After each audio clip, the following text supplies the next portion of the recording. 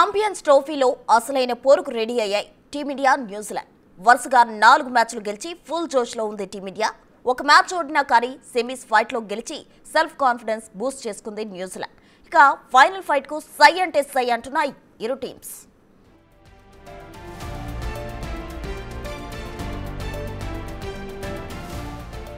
Team India overall గా చూస్తే చాలా బలంగానే కనిపిస్తుంది. కానీ ఓపెనర్స్ విషయంలోనే తడబడుతున్నట్టు కనిపిస్తుంది. ఓపెనర్స్ రోహిత్ శర్మ, శుభ్మన్ గిల్ క్రీజ్లో కుదురుకోవడం లేదు. ఈ భారాన్ని మిడిల్ ఆర్డర్ మోయక తప్పడం లేదు. బంగ్లాదేశ్తో జరిగిన మ్యాచ్లో గిల్ సెంచరీతో రాణించాడు. కానీ ఆ తర్వాత తనదైన శైలి ఆటను పూర్తిగా చూపించలేకపోయాడు. ఇక రోహిత్ కూడా మొదట్లో బౌలర్లపై అటాక్ చేస్తూ కాస్త ఒత్తిడి పెంచుతున్నాడు. కానీ దాన్ని కొనసాగించలేకపోతున్నాడు. ఫైనల్స్లో మాత్రం వీరిద్దరూ నిలదొక్కుకోవాల్సిందే, లేదంటే మ్యాచ్లో ఎఫెక్ట్ పడే అవకాశం ఉంది.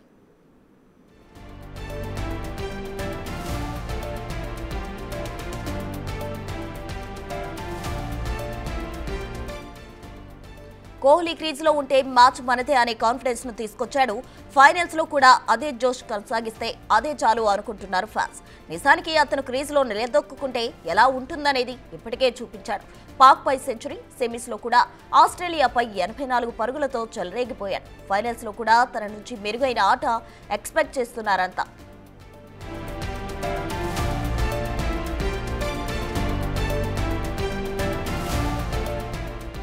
ఇక టీమిండియా బలం బౌలింగ్, అది కూడా స్పిన్. దుబాయ్ పిచ్లు స్లోగా ఉంటాయి. స్పిన్నర్లకు స్వర్గధామం ఈ పిచ్లు. అందుకే 4 స్పిన్నర్లతో బరిలోకి దిగుతుంది టీమిండియా. అటు న్యూజిలాండ్ కూడా తగ్గేదేలే అంటుంది. ఇటు స్పిన్ దళంతో పాటు పేస్ దళాన్ని లీడ్ చేస్తున్నాడు షమి. బ్యాటింగ్లోనూ బౌలింగ్లో పటిష్టంగా ఉంది టీమిండియా.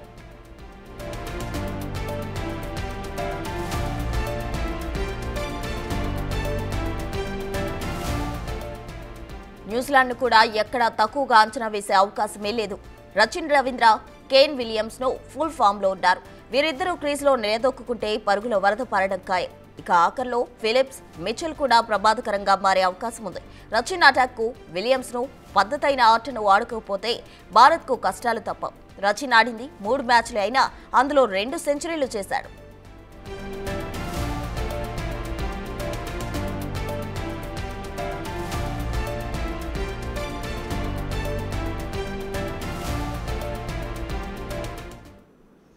అటు టీమిండియా న్యూజిలాండ్ ఛాంపియన్స్ ట్రోఫీకి అసలైన పోరుకు సిద్ధమయ్యాయి. పూర్తి వివరాలు మా ప్రతినిధి రాణా ప్రతాప్ అందిస్తారు. రాణా. ఎస్ ప్రసన్న, మీరు అన్నట్టుగానే ఇవాళ అసలైన పోరు అని చెప్పుకోవచ్చు. ఎందుకంటే 2 సమఉజ్జీవుల టీము ఇవాళ ఫైనల్స్లో తలపడుతున్నటువంటి నేపథ్యంలో ఇవాళ మ్యాచ్ ఎలా జరగబోతుంది? ఎందుకంటే ఇవాళ భారత్కి కలిసి వచ్చేటువంటి అంశాలేంటి, కివీస్కి కలిసి వచ్చేటువంటి అంశాలంటే కూడా మనం ఇవాళ మాట్లాడుకుందాం. సో మనతో పాటు ఇవాళ డిస్కషన్లో పాల్గొన్నారు senior sports analyst C Venkatesh garu. So Venkatesh garu, hi. So ఇవాళ చాలా ఇంట్రెస్టింగ్ మ్యాచ్, పైగా ది బిగ్ స్టేజ్, బిగ్ మ్యాచ్గానే మనం పరిగణించాల్సిన అవసరం ఉంటుంది, ఛాంపియన్స్ ట్రోఫీ ఫైనల్స్. సో ఏంటి మీ వ్యూ ఏంటి, ఇవాళ ఎట్లా ఉండబోతుంది, భారత్కి కలిసి వచ్చే అంశాలు ఏంటి? మీరు ఇందాక చెప్పినట్టు 2 best teams in the competition 2 ఫైనల్కి వచ్చాయి. డెఫినెట్గా ఇండియా ఫేవరెట్గా బరిలోకి దిగుతుంది. వాళ్ళకి కూడా స్పిన్లో స్ట్రెంత్ ఉంది, ఎక్కువగా స్పిన్నర్స్కి అక్కడ హెల్ప్ ఉండడం చూసాం. బట్ మన దగ్గర 4 క్వాలిటీ స్పిన్నర్స్ ఉన్నారు. వాళ్ళ దగ్గర ఏంటంటే ఒకరు తప్ప మిగతా వాళ్ళంతా పార్ట్ టైమర్స్ స్పిన్నర్స్. సో వాళ్ళకి మనకున్నంత బలం స్పిన్లో లేదు. అది మన వైపు కొద్దిగా బ్యాలెన్స్ని టిల్ట్ చేసే అవకాశం ఉంది. సెకండ్ థింగ్ ఏంటంటే వాళ్ళకి బౌలింగ్ అంత స్ట్రాంగ్గా లేకపోయినా కూడా ఫీల్డింగ్లో they are very strong. So క్యాచ్లు తీసుకోవడం కానీ, గ్రౌండ్ ఫీల్డింగ్ కానీ అట్లా మన మీద ప్రెషర్ పెట్టే అవకాశం ఉంది. సో చాలా ఇంట్రెస్టింగ్ జరగబోతుంది ఫైనల్. సో వాళ్ళకి కూడా పెద్ద టైటిల్స్ గెలిచిన అనుభవం లేదు, ఫైనల్స్లో చాలా ఓడిపోయారు వాళ్ళు. సో నేను అనుకోవడం ఏంటంటే ఇంట్రెస్టింగ్ ఉంటుంది final, but India will have an advantage. ఎందుకంటే దుబాయ్ పిచ్ల మీద, ఎందుకంటే వరుసగా ఇప్పుడు ఆల్మోస్ట్ 3 మ్యాచ్లు ఆడేసింది ఇండియాకి, ఆ పిచ్ మీద కొంచెం అవగాహన అనేది ఉంటుంది. సో కివీస్కి లాస్ట్ మ్యాచ్ చూసాం మనము లీగ్ స్టేజ్లోనే. సో వాళ్ళు బౌలింగ్ కానీ ఫీల్డింగ్ కానీ చాలా అద్భుతంగా ఉంది. ఈవెన్ దో మనం రొటేట్ చేయడానికి చాలా ఇబ్బంది పడాల్సిన అవసరం వచ్చింది. ఏంటి ఇవాళ కివీస్ బౌలింగ్లో శాంట్నర్ యొక్క రోల్ ఎలా ఉండబోతుంది, మిగతా వాళ్ళ బౌలర్స్ యొక్క రోల్ ఎలా ఉండబోతుంది? Santner is a key bowler, మంచి రిధంలో ఉన్నాడు, బ్రహ్మాండ వికెట్లు తీస్తున్నాడు అతను. సో అతన్ని ఎలా ఎదుర్కోవాలి అనేది మన సమస్య. మనకి శాంట్నర్ విషయంలో మనకున్న అస్త్రం ఎవరంటే శ్రేయస్ అయ్యర్ స్పిన్ చాలా బాగా ఆడతాడు. సో శాంట్నర్ ఛాలెంజ్ని మనం దెబ్బతీయడానికి మనకి ఖచ్చితంగా Shreyas Iyer important person. So అతను కౌంటర్ అటాక్ చేయాలి శాంట్నర్ మీద. శాంట్నర్ 10 ఓవర్లని కౌంటర్ అటాక్ చేసి జాగ్రత్తగా ఆడుకోవడం, లేకపోతే దాంట్లో తక్కువ వికెట్లు ఇవ్వడం, అది చాలా ఇంపార్టెంట్. మిగతా బౌలింగ్ అంత స్ట్రాంగ్గా లేదు, మిగతా వాళ్ళ స్పిన్ బౌలింగ్ అంత స్ట్రాంగ్గా లేదు కాబట్టి శాంటనర్ ఛాలెంజ్ని మనం సరిగ్గా ఎదుర్కోగలిగితే ఈ మ్యాచ్ మనకు గెలిచే అవకాశం. ఎగ్జాక్ట్లీ. ఇప్పుడు మన బౌలింగ్ విషయానికి వస్తాం. ఎందుకంటే ఎక్కువ ఫేస్ బౌలర్స్ని పెద్దగా యూజ్ చేయకపోయినా ఎక్కువ మంది ఆల్రౌండర్స్ని స్పిన్నర్స్ని గత మ్యాచ్లో బాగా ఎక్కువగా యూజ్ చేసుకుంటున్నారు రోహిత్ శర్మ. ఒక షమి అండ్ హార్దిక్ పాండ్యా యాజ్ యూజువల్గా ఒక ఓపెనింగ్ చేస్తున్నాడు. ఎట్లా షమి కంబ్యాక్ తర్వాత ఆశించిన స్థాయిలో ఆయన పర్ఫార్మెన్స్ ఉందా? ఎట్లా ఉండబోతుంది ఇవాళ ఆయనది?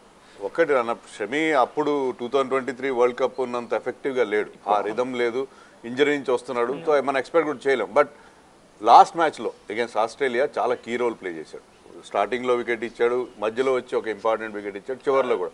Steve Smith. సో బుమ్రా లేని లోటుని ఆ మ్యాచ్లో చాలా బాగా తీర్చాడు. మీరు చెప్పిన Steve Smith wicket turning point ఆ మ్యాచ్లో.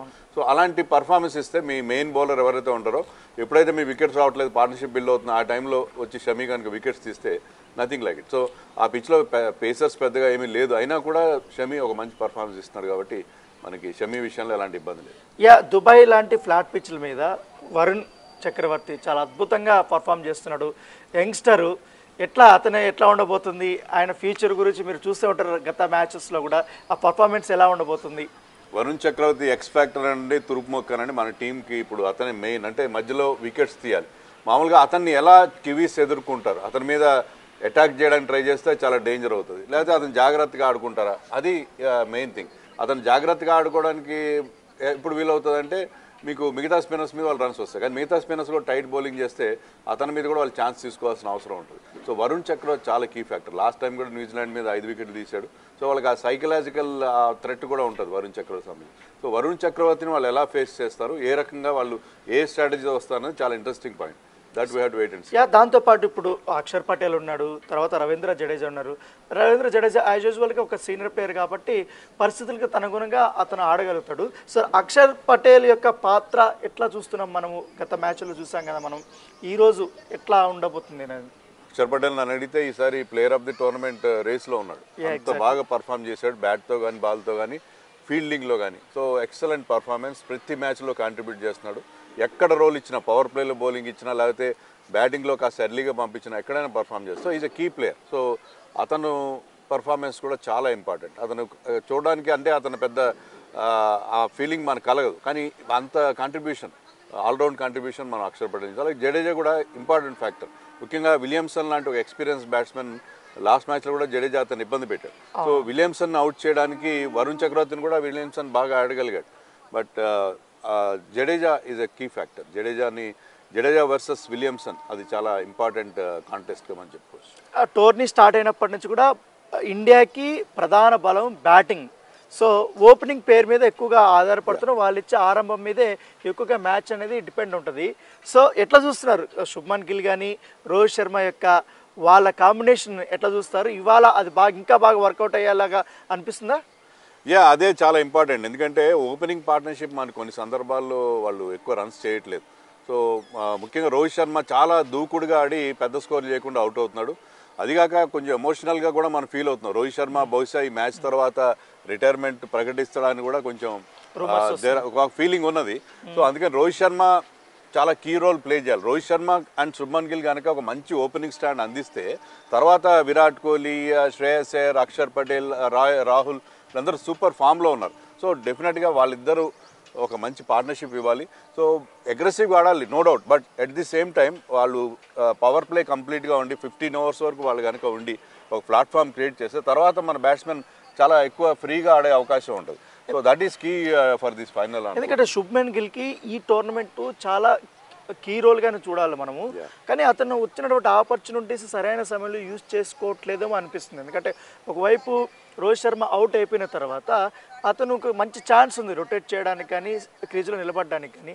సో ఎట్లా చూస్తారు శుభ్మన్ గిల్ యొక్క పర్ఫార్మెన్స్ మీరు? శుభ్మన్ గిల్ కొంచెం ప్రెజర్ ఫీల్ అవుతున్నాడు అనిపిస్తుంది. టోర్నమెంట్ బ్రహ్మాండంగా స్టార్ట్ చేసి అంతకుముందు ఇంగ్లాండ్తో కూడా బాగా పర్ఫామ్ చేశాడు. ఫస్ట్ మ్యాచ్ 100 కొట్టాడు, నెక్స్ట్ మ్యాచ్ 46 కొట్టాడు. ఆ తర్వాత 2 మ్యాచ్ల్లో ఫెయిల్ అయ్యాడు. అది మనకు కొంచెం కాస్ట్లీగా పడినది. But he is a class player. So Shubman Gill ఇప్పుడు వైస్ కెప్టెన్గా కూడా అతని మీద ఒక రెస్పాన్సిబిలిటీ కూడా ఉంది. So I think Shubman Gill role చాలా ఇంపార్టెంట్. శుభ్మన్ గిల్ ఆడగలడు, అతను ఏంటంటే సెటిల్ కాగలడు, ఆడగలడు, ఎలాంటి బౌలింగ్ అని ఆడగలడు. I think Shubman Gill role చాలా ఇంపార్టెంట్. శుభ్మన్ గిల్ కనుక ఒక కీ పర్ఫార్మెన్స్ ఇస్తే, ఎందుకంటే ఒకసారి అతను సెటిల్ అయితే he will make it count. అతను పెద్ద స్కోర్కి వెళ్తాడు, అది 60 చేస్తాడు, 70 చేస్తాడు, 100 కూడా చేస్తాడు. సో శుభ్మన్ గిల్ కనుక క్రీజ్లో ఉంటే, ఒక ఎండ్లో ఉంటే, అవతల ఎండ్లో బ్యాట్స్మెన్ చాలా ఈజీ అవుతుంది. మీరు శ్రేయస్ అయ్యర్ గురించి ప్రత్యేకంగా మనం మాట్లాడుకోవాలి. మీరు కెరీర్ స్టార్టింగ్ నుంచి శ్రేయస్ అయ్యర్ని చూస్తున్నారు కూడా. సో ఈ టోర్నమెంట్లో అతని స్టైల్గా మాత్రం చాలా మారిపోయింది. ఎందుకంటే గతంలో అతను ఆడిన విధానం కానీ ఇప్పుడు ఆడుతున్నటువంటి విధానం కానీ చాలా వ్యత్యాసం అనేది కనపడుతుంది. ఎట్లా చూస్తారు ఈ టోర్నమెంట్లో శ్రేయస్ అయ్యర్ యొక్క, ఎందుకంటే టీమిండియాలో ఒక కీ ప్లేయర్గా కూడా నిలబడ్డాడు. ఇక్కడ స్పిన్నర్స్కి, దుబాయ్లో స్పిన్నర్స్కి ఎక్కువ హెల్ప్ ఉంది. Shreyas Iyer play spin very well. So Shreyas Iyer role చాలా చాలా ఇంపార్టెంట్. అది మంచి ఎక్సలెంట్ ఫామ్లో ఉన్నాడు. అతను ఈ గతంలో ఏంటంటే షార్ట్ బాల్ ఆడడంలో కొద్దిగా వీక్నెస్ ఉండేది. సో అది బౌన్సర్లు కూడా అతను చాలా ఎఫెక్టివ్గా ఆడుతున్నాడు. సో శ్రేయస్ అయ్యర్ కనుక క్రీజ్లో ఉంటే న్యూజిలాండ్ స్పిన్నర్స్ చాలా ఇబ్బందుల్లో పడతారు. సో మిడిల్ ఓవర్స్లో Shreyas Iyer performance is very very కీలకమైన ఫ్యాక్టర్. అతను కనుక మిడిల్ ఓవర్స్లో ఒక మంచి ఇన్నింగ్స్ ఆడగలిగితే I think India should win easily. ఎందుకంటే కేఎల్ రాహుల్ గురించి కూడా మనం మాట్లాడుకోవాలి. ఎందుకంటే రెగ్యులర్గా అతని పైన ఉన్న అపవాదం ఏంటంటే బాల్స్ ఎక్కువ డిపెండ్ చేస్తున్నాడు, ఎక్కువ స్కోర్ చేయలేకపోతున్నాడు, కీ సమయంలో అతను అవుట్ అయిపోతున్నాడు అని ఉంది. కాకపోతే ఈ టోర్నమెంట్లో మనం చూసాం లాస్ట్ మ్యాచ్ ఎస్పెషల్లీ ఆ పిచ్ మీద అతను ఆడినటువంటి తీరు ఎట్లా అనిపించింది? ఈ మ్యాచ్కి అతను ఇంకా బాగా ఫిట్ అవుతాడు, ఎందుకంటే ఆ కివీస్ బౌలర్స్కి అతని బ్యాటింగ్ స్టైల్ సెట్ అవుతుంది అనుకుంటున్నారా? రాహుల్తో వచ్చిన ప్రాబ్లం ఏంటంటే he has got wonderful ability, కానీ అతని కాన్ఫిడెన్స్ కాస్త లో ఉంటుంది. కానీ ఈ టోర్నమెంట్లో అతను బాగా పర్ఫామ్ చేశాడు, కీ రన్స్ చేశాడు. ఒక్క మ్యాచ్లో మినహా కీపింగ్ కూడా చాలా బాగా చేశాడు. సో ఆ కాన్ఫిడెన్స్ అతనికి చాలా ఇంపార్టెంట్ అవుతుంది. సో అతను ఏంటంటే he is coming at number 6. So number 6లో ముందు వికెట్లు పడినా మనకు ఒక సాలిడ్ ఫ్యాక్టర్ ఉంటుంది. రాహుల్ వస్తాడు, రాహుల్ సాలిడ్గా ఆడతాడని చెప్పి. సో రాహుల్ అదే స్టైల్లో ఆడాలి, కొంచెం టైం తీసుకున్నా సరే. అతను డిఫరెంట్ గేర్స్లో కూడా ఆడగలడు. మన లాస్ట్ మ్యాచ్లో చూసాం 2 సిక్స్లు కూడా కొట్టడం చూసాం మనం. 6తోనే అతను విక్టరీ కూడా ఇచ్చాడు against Australia. So Rahul can play in different gears. So రాహుల్కి ఆ కాన్ఫిడెన్స్ వచ్చింది కాబట్టి మనకి ఆ బ్యాటింగ్లో ఆ స్ట్రెంత్ కనిపిస్తుంది. సో మనకున్న మెయిన్ స్ట్రెంత్ ఏంటంటే we bat up to number 8. Hardik Pandya number 7 వస్తున్నాడు, Ravindra Jadeja somebody like Ravindra Jadeja coming at number 8. దానివల్ల మన బ్యాటింగ్లో బ్రహ్మాండమైన డెప్త్ ఉంది, అందరూ మంచి ఫామ్లో ఉన్నారు. అది ఇండియాకి ప్రధానమైన స్ట్రెంత్. మెయిన్ హార్దిక్ పాండ్యా గురించి మనం మాట్లాడుకోవాలి. ఒక పక్క బౌలింగ్, ఒక బ్యాటింగ్, రెండు కూడా చాలా బాగా పర్ఫామ్ చేస్తున్నాడు అతను. సో ఎట్లా ఉంది ఇక హార్దిక్ పాండ్యా? హార్దిక్ పాండ్యా మనం ఇద్దరు పేసర్స్తో వెళ్ళడానికి కారణం ఏంటంటే హార్దిక్ పాండ్యా బాగా బౌలింగ్ చేస్తున్నాడు. లేకపోతే మనకు ఆ వెసులుబాటు ఉండేది కాదు. మనం ఇద్దరు పేసర్స్, 4 స్పిన్నర్స్ ఫార్ములా అవలంబించడానికి కారణం ఏంటంటే Hardik Pandya is bowling really well. Hardik Pandya బ్రహ్మాండమైన contribution, man of the match performances మనకు కనబడపోయిండొచ్చు, కానీ he has been doing extremely well. మీరు ప్రతి మ్యాచ్లో అతను బ్యాట్తోనో బాల్తోనో చాలా మంచి కాంట్రిబ్యూషన్స్ ఇస్తున్నాడు. So he is a key factor for India. So అతను టీంలో ఉండబట్టి మనకి ఆ బ్యాలెన్స్ వచ్చింది, మనకి అంత బ్యాటింగ్లో డెప్త్ వచ్చింది, బౌలింగ్లో ఆప్షన్స్ కూడా రావడం అనేది చూసాం. మనం భారత్ బ్యాటింగ్ ఎంత స్ట్రాంగ్, మనం న్యూజిలాండ్ కూడా అంత తక్కువ అంచనా వేయలేము. ఎందుకంటే రచిన్ రవీంద్ర అద్భుతమైన ఫామ్లో ఉన్నాడు, కేన్ విలియమ్స్ ఎంత బాగా పర్ఫామ్ చేస్తున్నాడంటే చాలా అద్భుతంగా ఆడుతున్నాడు, దాంతోపాటు లాతం ఆడుతున్నాడు, ఇంకా ఇతర బ్యాట్స్మెన్స్ కూడా ఉన్నారు. ఏంటి రచిన్ రవీంద్ర ఆల్రెడీ భారత బౌలర్లకి అతను బాగా ఆడిన పర్ఫార్మెన్స్ చేసినటువంటి అనుభవం ఉంది, ఇండియాలో కూడా ఆడినటువంటి అనుభవం కూడా ఉంది, దుబాయ్లో ఆడిన అనుభవం ఉంది. సో ఎట్లా ఉండబోతుంది ఇవాళ రచిన్ రవీంద్ర యొక్క ఆట తీరు కానీ ఏం ఎక్స్పెక్ట్ చేస్తున్నాం? సో రచిన్ రవీంద్రని తొందరగా అవుట్ చేయడం ఇండియాకి ముందున్న మేజర్ ఛాలెంజ్. ఎందుకంటే అతను ఏషియన్ కండిషన్స్లో బాగా ఆడతాడు, స్పిన్ బాగా ఆడతాడు. సో రచిన్ రవీంద్రని ఎవరు అవుట్ చేస్తారు? ఫాస్ట్ బౌలర్స్ అవుట్ చేస్తారు. దానికోసం ఒక స్ట్రాటజీ, మన కోచ్ కానీ బ్యాక్ రూమ్ స్టాఫ్ కానీ వాళ్ళ స్ట్రాటజీ ఏంటంటే they have to get rid of Rachin Ravindra early. Rachin Ravindra కంటే కూడా విలియమ్సన్ ఇంకా పెద్ద డేంజర్, మంచి ఫామ్లో ఉన్నాడు, ఎక్స్పీరియన్స్ ఉంది. ఇలాంటి పెద్ద ఫైనల్, రచిన్ రవీంద్ర ఫైనల్ ఆడిన ఎక్స్పీరియన్స్ లేదు, కొత్త కొరాడు, కానీ ఫైనల్లో వాళ్ళు కొంచెం తడబాటు ఉంటుంది. But Williamson has played so many matches. అతను కూడా రిటైర్మెంట్ దగ్గరలో ఉన్నాడు, రిటైర్ అవుతాడేమో బహుశా మ్యాచ్ తర్వాత అని ఒక ఫీలింగ్ ఉంది. సో రచిన్ రవీంద్ర అండ్ విలియమ్సన్లో విలియమ్సన్ని ఎలా కట్టడి చేస్తారు, ఎలా అతను పెద్ద స్కోర్ చేయకుండా, లాస్ట్ టైం కూడా మన మీద అతను 80 చేశాడు. So that is more important. ఎందుకంటే విలియమ్సన్ అవుట్ అయిన తర్వాత మ్యాచ్ అనేది టర్న్ అయిపోయింది లాస్ట్ మ్యాచ్.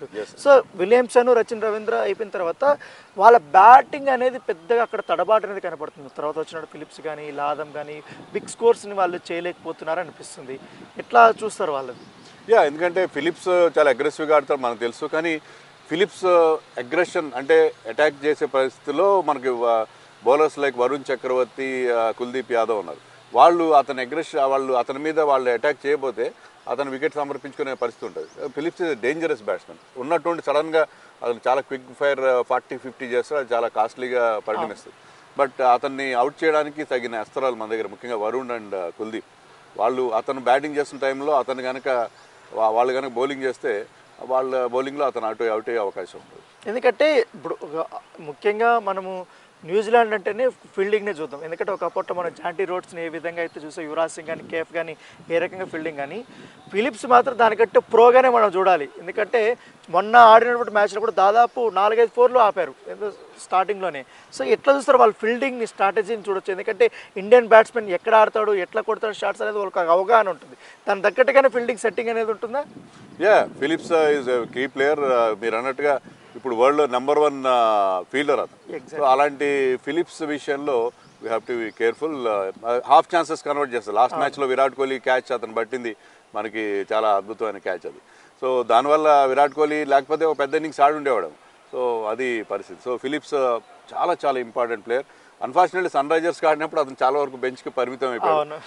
సో అది unfortunate. But Phillips is a wonderful cricketer. Batting, bowling, fielding అన్నిట్లో కూడా he can contribute to the team. So one more ICC final Rohit శర్మకి ఒక పరీక్ష లాంటిది.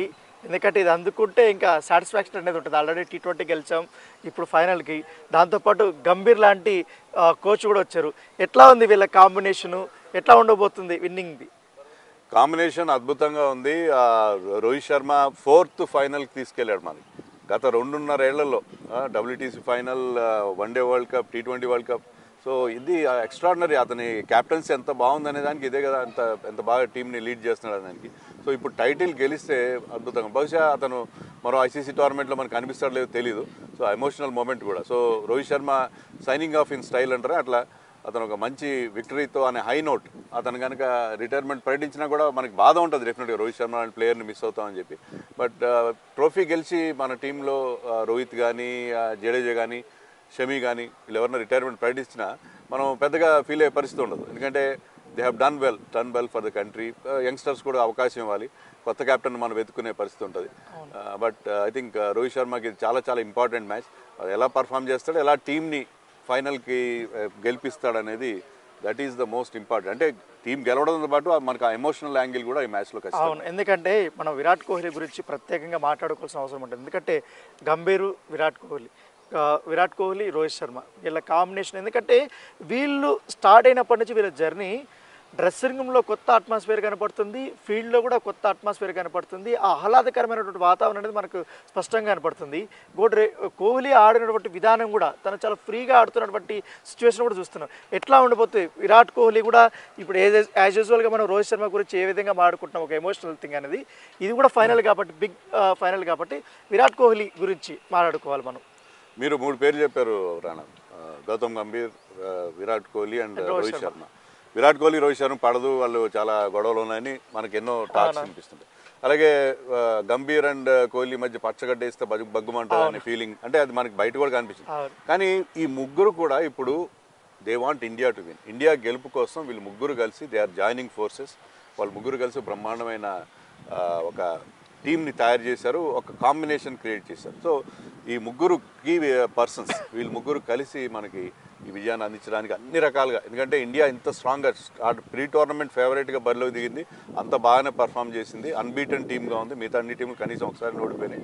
సో అదే లెవెల్లో మనం వెళ్తున్నాం. సో ఇంత బాగా పర్ఫామ్ చేసిన తర్వాత అన్లెస్ న్యూజిలాండ్ ఒక బ్రహ్మాండమైన పర్ఫార్మెన్స్ చేయడం, లేకపోతే మన వాళ్ళు మరింత దారుణంగా ఆడితే తప్ప I think India should win the match. ఇంకా టాస్ కూడా పెద్ద ఇంపార్టెన్స్ అనిపించట్లేదు. అంటే రేషియో చెప్పండి, మీరు రేషియో కూడా చెప్పాలి. రేషియో అంటే ఫైనల్లో మనం చెప్పలేం, ఎన్నో ఫ్యాక్టర్స్ ఉంటాయి. ఒక కీ ప్లేయర్ అవుట్ అవడం, ఒక మంచి క్యాచ్, రకరకాల జరుగుతాయి. ఫైనల్లో ప్రెషర్ కూడా ఉంటుంది.